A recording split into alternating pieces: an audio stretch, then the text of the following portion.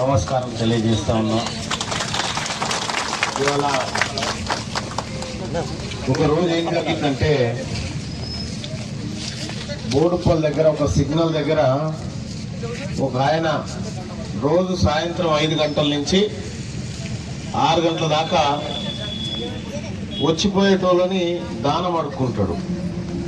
అయితే నేను ఒక రోజు కారు ఆపినాడా, కారు ఆపితే ఈ గంట సేపు పని చేస్తూ ఎంత సంపాదిస్తూ పైసా పట్టే 1000 రూపాయలు వస్తాయి సార్ అలా. ఆ బోడుప్పల్ సిగ్నల్ కాడ బిచ్చం అడుక్కుంటాం కంటే అధ్వానం అయిపోయింది ఇలా సఫాయి వల్ల బస్సు. వానికి నెలకు 30,000, వీళ్ళకి నెలకు 9,500. ఈ 9,500 రూపాయలతో కేసీఆర్ ఇంట్లో సంసారం చేస్తుండొచ్చునా వాళ్ళ ఇంటామే ఎవరు చేయరు. మరి ఇంత అన్యాయమైనటువంటి పరిస్థితుల్లో గ్రామ పంచాయతీ కార్మికులను వాళ్ళకి న్యాయం చేయకుండా, వాళ్లకు సమాన పనికి సమాన వేతనం ఇవ్వకుండా అవమానపరుస్తుంది రాష్ట్ర ప్రభుత్వం. దీని ఎట్టి పరిస్థితుల్లో ఉపేక్షించేది లేదు. ఇంకంతేకాదు, వీళ్ళ డిమాండ్లలో చాలా తక్కువ రాసినారు కూడా. ప్రతి గ్రామ పంచాయతీ కార్మికునికి ఇప్పుడు మనం పోలీస్ స్టేషన్ పోతే పోలీస్ స్టేషన్ పక్క పోతే పోలీస్ స్టేషన్లో క్వార్టర్స్ ఉంటాయి పోలీసు వాళ్ళకు.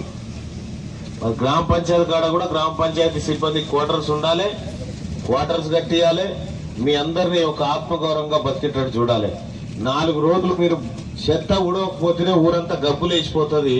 మరి అటువంటిది ఈ రాష్ట్రంలో ఇన్ని రోజులుగా సమ్మె చేస్తా ఉంటే కూడా రాష్ట్ర ప్రభుత్వం కనీసం పట్టించుకున్న పాపాన పోలే.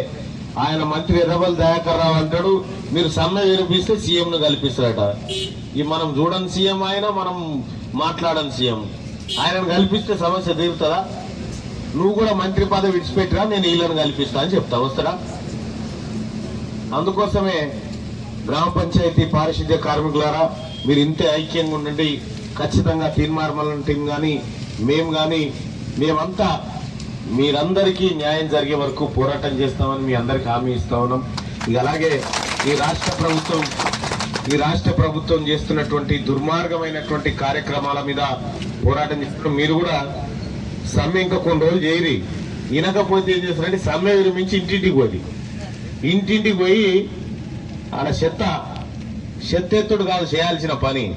ఈ చెత్త అసలు చెత్త ఉందిగా ప్రగతి భవన్ కాడ, ఆ చెత్తను అవతల మారేస్తేందుకు ఊరూరికి పోయి చెప్పినారు, ఇంటింటికి పోయి చెప్పినారు, మాకు ఇట్లా అన్యాయం చేసిందా, ఇది దుర్మార్గం కోటేయకూడదని చెప్పినారు. అప్పుడు చక్కగా అవుతాడు. ఒకటి రాబోతున్నటువంటి ఇలా కాంగ్రెస్ పార్టీ కానీ, బీజేపీ కానీ, ఇంకో పార్టీ కానీ ఇలా గ్రామ పంచాయతీ కార్మికుల పక్షాన నిలబడాలి. వాళ్ళు పాపం తిన్నదో లేక ఉండి 9,500తోని వాళ్ళ జీవితాలు గడుపుకొస్తా ఉన్నారు. ఇది అత్యంత దారుణం. యాదగిరిగుట్ట మెట్ల కాడ బిచ్చగాని కంటే అధ్వానం అయిపోయింది బతుకు. వాళ్ళందరినీ రక్షించాల్సిన బాధ్యత ఉంది. తక్షణమే డిమాండ్ చేస్తా ఉన్నాం, ఈ రాష్ట్ర ప్రభుత్వం ఒక సానుకూల నిర్ణయం తీసుకొని కనీసం 19,000 రూపాయల జీతం అన్న వాళ్ళకి ఇవ్వాల్సిందిగా కోరుతా ఉన్నాం. మేమంతా ఇలా తెలంగాణ రాష్ట్రంలో పనిచేస్తున్నటువంటి పారిశుద్ధ్య కార్మికులందరినీ పర్మనెంట్ చేయాలి. వాళ్ళకు కూడా ఈఎస్ఐ, పిఎఫ్ లాంటి సౌకర్యాలు కల్పించాలి. వాళ్ళ జీవితాలకు భరోసా ఇచ్చే విధంగా వాళ్ళకి ఏమైనా ప్రమాదం జరిగితే ఆ కుటుంబానికి ఒక భారీ మొత్తంలో ఇవ్వాలి. ఒక ఎమ్మెల్యే చనిపోతే, ఎమ్మెల్యే డ్యూటీలుండి చనిపోతే ఎమ్మెల్యే భార్యకో లేకపోతే ఎమ్మెల్యే కొడుక్కో ఏ స్థాయి ఉద్యోగం ఇస్తారంటే ఆర్డీఓ స్థాయి ఉద్యోగం ఇస్తారు.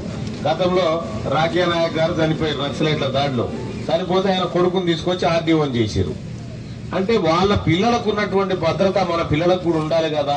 అందుకోసమని మీ అందరికి చేసే రిక్వెస్ట్ ఏంటంటే మీరంతా ఐక్యంగా ఇట్లాగే ఉండండి. ఖచ్చితంగా అతి త్వరలోనే ఈ సర్కార్ మీ కాళ్ళ దగ్గరకు వస్తుంది. ఈ కాళ్ళ దగ్గరకు వచ్చి మిమ్మల్ని బతలాడుకునే రోజు దగ్గరలోనే ఉందని చెప్పి మీ అందరికి తెలియజేసుకుంటూ మీ అందరూ ఈ సమ్మెలో విజయం సాధించాలని మనసారా కోరుకుంటూ పారిశుద్ధ్య కార్మికుల ఐక్యత, పారిశుద్ధ్య కార్మికుల ఐక్యత, పారిశుద్ధ్య కార్మికుల ఐక్యత. Thank you.